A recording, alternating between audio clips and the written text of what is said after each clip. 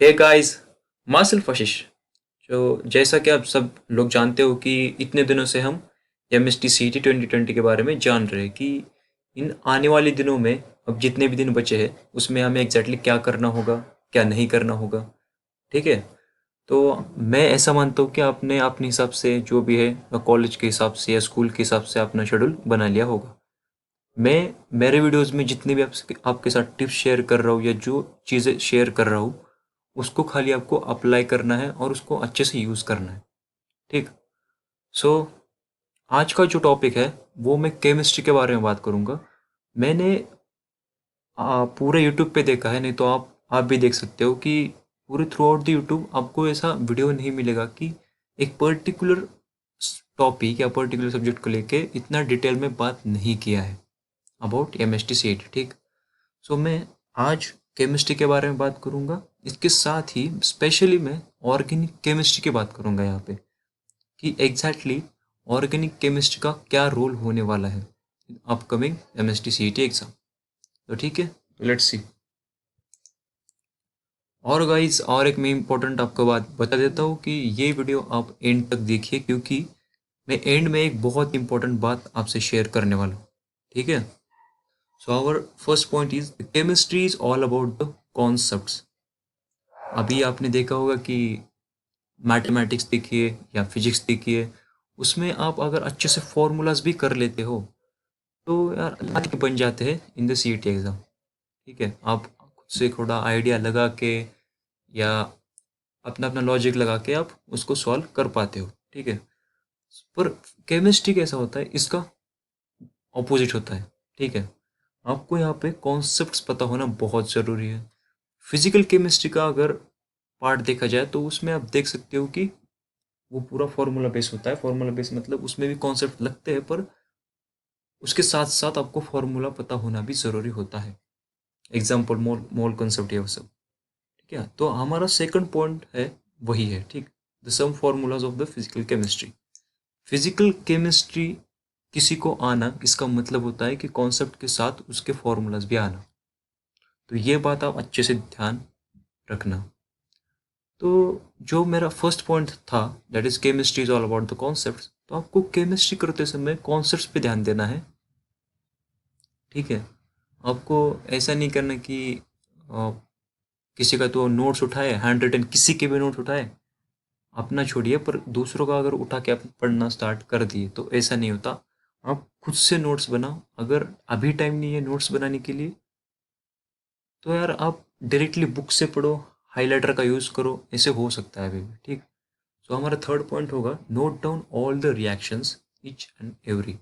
अभी इसका मतलब क्या है कि यार सारी तो रिएक्शंस आपको एग्जाम में नहीं पूछेगा, तो आपको हर एक रिएक्शन क्यों जानना है, क्यों लिखना है। इसलिए कि हमारा यार प्रैक्टिस हो जाए। प्रैक्टिस इन द सेंस कि हम जो रिएक्शन में कैटलिस्ट यूज़ कर रहे हैं या उसका एनवायरनमेंट यूज़ कर रहे हैं, लाइक टेम्परेचर, हीटिंग, ये सब, तो इसकी आपको एक आदत बन जाएगी। या आप ऐसा मान सकते हो कि आप आराम से गेस कर पाओगे कि यार इस रिएक्शन में इसका प्रोडक्ट क्या होगा। ठीक है। किसी भी रिएक्टेंट पे अगर आप ऑक्सीडेशन अप्लाई करते हो विद कॉपर, सपोज एग्जांपल ले रहा हूँ मैं, तो आपको ये पता होना चाहिए कि यार इससे क्या होता है। आपको एक माइंड में आपके पिक्चर आना चाहिए कि यार मैंने ऑक्सीडेशन के एक 10 सवाल लगाए थे। आपको ऐसा याद आना चाहिए कि उसमें क्या किया था, उसमें एक्चुअली क्या हुआ था प्रोडक्ट में चेंज। तो अगर ये आपको ये अप्लाई करना होगा। ठीक है। सो इसके लिए मैं बोल रहा हूँ कि ईच एंड एवरी रिएक्शन आपको नोट डाउन करना है। नोट डाउन करते समय आप अच्छे से उसको देख लोगे कि यार एग्जैक्टली रिएक्टेंट का प्रोडक्ट में क्या हो रहा है चेंज। तो आप ये समझ जाओगे कि कौन सी भी रिएक्शन देने के बाद आप कैटलिस्ट देख के या रिएक्टेंट देख के आप समझ जाओगे कि आगे हमें क्या करना है। ठीक है। तो एक पेन और पेपर, अ, एक पेपर लीजिए, रूलिंग पेज लीजिएगा, और सारे रिएक्शन ऑर्गेनिक के जितने हैं, बोर्ड के बुक में भी है, महाराष्ट्र बोर्ड में, तो उसमें से एक एक करके आप लिखिए। एंड में मैं एक डेमो भी दूंगा कि आपको क्या करना है। ठीक है। तो स्टे ट्यून। फिर जो फोर्थ पॉइंट आता है, that is the identification of the catalyst and how it works. अभी मैंने यही बोला कि रिएक्शन लिखते समय आपको देखना है कि कैटलिस्ट कौन सा यूज़ हुआ है, उससे क्या हुआ है, और वो कैसे वर्क कर रहा है प्रोडक्ट में जाके। तो ये सारी चीज़ें आपको देखना है। उसके 4-5 एग्जाम्पल अगर कर लोगे ना तो आपके दिमाग में सेट हो जाएगा कि यार सपोज एग्जाम्पल लेते हैं कि ऑक्सीडेशन करना है with copper, that is CO। तो आप फटाक से कौन सा भी सवाल देखने के बाद आप जान जाओगे कि यार हाँ, यहाँ पे कॉपर दिया है विथ सम टेम्परेचर, तो आपको समझ जाओगे कि यार यहाँ पे ऑक्सीडेशन करना है, इसका प्रोडक्ट कुछ ऐसा बनेगा। ठीक, आप केस कर पाओगे। That is fifth point is named reaction, और इसका इंपॉर्टेंस क्या है। ठीक है, अभी CET के एग्जाम में जो CET के एग्जाम होते हैं, like KCET, that is Karnataka CET भी होती है। अगर VIT का पेपर देखे, दैट इज VIT वेल्लोर का जो एंट्रेंस एग्जाम होता है, अगर उसका पेपर देखा जाए तो डायरेक्टली नेम्ड रिएक्शन दिए जाते हैं। ठीक है, अभी जो महाराष्ट्र स्टेट बोर्ड का जो बुक है केमिस्ट्री का, उसमें जितने भी नेम्ड रिएक्शन दिए हैं तो आपको वो अच्छे से करने हैं। ठीक है, वो मगअप ही कर लो आप। एक बार मैं बोल सकता हूँ कि आप मगअप ही कर लो कि ये इसका नेम है, ये नेम्ड रिएक्शन ये है, और इसमें ऐसा होता है। ठीक है, ये रिएक्टेंट होता है और इसका प्रोडक्ट कुछ ऐसा होता है, और उसमें क्या कैटलिस्ट यूज़ किया है। आप कैटलिस्ट से ही समझ पाओगे कि यार ये वही रिएक्शन है। ठीक है, उसका नेम ऐसा कुछ XYZ करके है, तो आप इससे ही समझ जाओगे कि इसका नेम क्या है। तो नेम्ड रिएक्शन उसका आप अलग पार्ट बना के नोट करके अच्छे से कर लो। अभी इसके लिए मेरे पास कुछ एक स्पेशल बुक है जो मैं आपको एंड में बताऊंगा, तो इसलिए मैंने बोला कि आप एंड तक बने रहिए। ठीक है, हमारा जो सिक्स्थ पॉइंट है that is role of GOC। What is GOC? That is general organic chemistry. अभी मैंने सारे बाकी चैप्टर छोड़ के केमिस्ट्री के खाली GOC का नाम यहाँ पे क्यों लिखा है, क्योंकि GOC एक ऐसा चैप्टर है, सपोज आप एक दो चैप्टर ऑर्गेनिक के कम कर लो प्रिपरेशन में, ठीक है, पर आप GOC अच्छे से करके जाओ। मैं ये इसलिए बोल रहा हूँ कि आपको GOC के, that is general organic chemistry के CET के पेपर में आराम से 3-4 क्वेश्चन मिल जाएंगे। लाइक ऑर्डर लिखिए, एसिडिटी का, बेसिसिटी का, स्टेबिलिटी का, कार्बोकेटाइंस, कार्बोनाइंस, हाइपर कॉन्जुगेशंस। तो ये ऐसे टॉपिक्स है, ये हॉट टॉपिक्स है। तो ये आपको आराम से आपके 4 से 5 क्वेश्चन आराम से सॉल्व कर देगा। ठीक है, तो GOC इसको मैं फर्स्ट प्रेफरेंस दे रहा हूँ इन ऑर्गेनिक केमिस्ट्री। ठीक, सो अभी मैं ये डिस्कस करूंगा कि GOC में ऐसे कौन से टॉपिक्स है जो आपको आने ही चाहिए। ठीक है, वो मस्ट चैप्टर्स है, मस्ट पॉइंट्स है। ठीक, so first is the identifying the specific atom in a compound as a nucleophilic center or the electrophilic center. Second is the arranging the compounds in the order of acidity and the basicity, arranging bonds in the order of their strengths. मैंने यहाँ भी बोला था। So that is identifying the type of the bond fusion, that is homolytic, heterolytic. ठीक, arranging the order of stability, फिर ये substitution, elimination, halogenation कैसे work करता है, ये सब। फिर नॉमेनक्लेचर, अभी नॉमेनक्लेचर का क्या रोल होगा। अभी ऐसा एक क्वेश्चन आपको दिख जाएगा कि आपको एक नॉमेनक्लेचर गिवन है और उसका नेम आपको बताना है, तो इसका एक दो क्वेश्चन आप मान के चलिए कि नॉमेनक्लेचर के बेस पर आपको एक दो क्वेश्चन मिल जाएंगे। ठीक है, फिर identifying the sigma and pi bonds, and the most importantly that is isomerism. भी आइसोमेरिज्म के भी आपको बहुत सारे क्वेश्चन मिल जाएंगे। मैंने तो ऐसे ही अप्रोक्सीमेटली बता दिया कि यार GOC का अगर पेपर, अगर क्या बोल सकते हैं, एक मीडियम टाइप पे आ जाता है तो यार GOC के आप 4-5 क्वेश्चन जैसे मान लेते हो। पर मैं ऐसा मानता हूँ कि आपको पेपर खत्म होने के बाद रियलाइज होगा कि यार GOC के 7 से 8 क्वेश्चन थे जो बनते थे। ठीक है, तो इसलिए GOC यार स्ट्रॉन्ग करके आप चले जाओ। अभी देखो मैंने बोला था क्या 4 से 5 क्वेश्चन मिल जाएंगे। अभी कितने पॉइंट्स बनते हैं, दैट इज फर्स्ट 1 2 3 4 5 6 7 8, 8 क्वेश्चन तो यही से बन रहे हैं। तो इसका आप अंदाज़ा लगा सकते हो कि यार ये बहुत इंपॉर्टेंट टॉपिक है। ठीक है, तो that is GOC, general organic chemistry. अभी मैंने बोला था कि यार ऑर्गेनिक केमिस्ट्री के लिए मैं कुछ एंड में आपको कुछ इंपॉर्टेंट बताने वाला हूँ। ठीक है, सो पहले हम एक डेमो देख लेते हैं कि एग्जैक्टली हमें क्या करना है पढ़ते समय।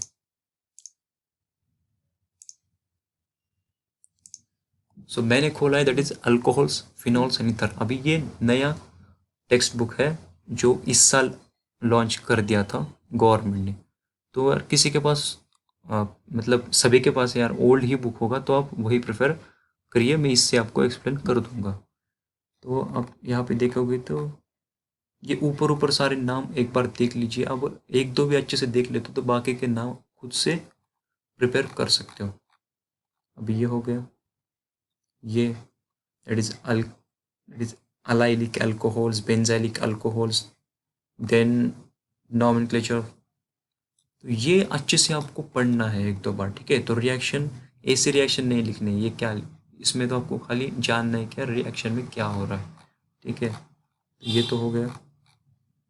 ये यहाँ पे अच्छे से ये सारे नाम, it is common trivial and the IUPAC names, ये अच्छे से देख लेना है। फिर आप रिएक्शन की तरफ जाएंगे तो ये बहुत important, that is step 1, step 2, step 3। आप मतलब रिएक्शन कैसे वर्क कर रही है, ठीक है। तो ये आपको जानना है। अगर 2-3 रिएक्शन भी आप खुद से ट्राई कर लेते हो तो आई एम श्योर यार कोई भी रिएक्शन आप कर लोगे। तो ये अच्छे से आपको नोट डाउन करते जाना है, ये सॉल्व करना है, यूज योर ब्रेन पावर, ठीक। ये रिएक्शंस, हर एक रिएक्शन आपको लिखनी है एक बार के लिए। ये जो अनसॉल्व दिए है ना, एक बार वो छोड़ दो, पर सॉल्व जितने हैं पूरा यार, पूरा अच्छे से देख लो कि कैसे वर्क कर रहा है। देखिए यहाँ पे कैटलिस्ट मैंने बोला था ड्राई ईथर, अभी ये कैसे वर्क करता है। इसके बाद H3O+, दैट इज कार्बोकटाइनिसिया। सो ये कैसे वर्क करता है, तो ये आपको जानना है, ठीक है। तो इसका एग्जैक्टली यहाँ पे एक दूसरा यहाँ पे एग्जाम्पल क्यों है, तो आपको ये आ जाएगा अगर ये आप अच्छे से सॉल्व एग्जाम्पल कर लेते हो तब। ये रिएक्शंस हो गई।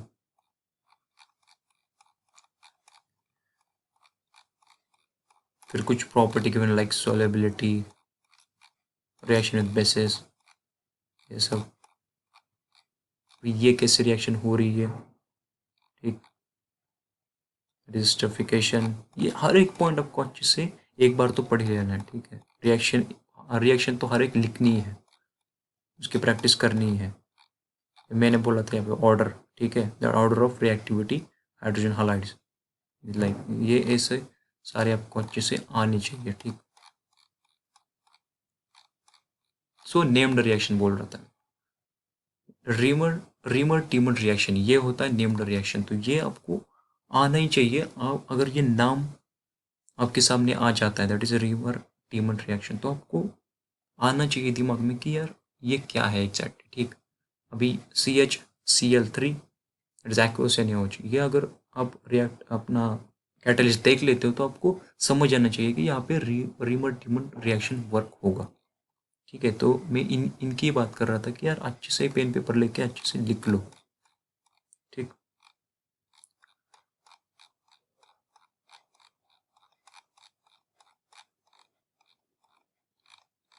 अगर एक बार नेम्ड रिएक्शन स्टार्ट होती है तो यार चैप्टर एंड तक आपको, यहाँ पर देखिए कि एंड एंड तक आपको नेम्ड रिएक्शन ही दिखेगी। तो आपको ज़्यादा कुछ करने की ज़रूरत नहीं पड़ेगा, ठीक। तो ये एक्सरसाइज है, एक्सरसाइज में जितने भी आपको ये ऑर्डर्स वगैरह के क्वेश्चन है वो कर लीजिए, ठीक है।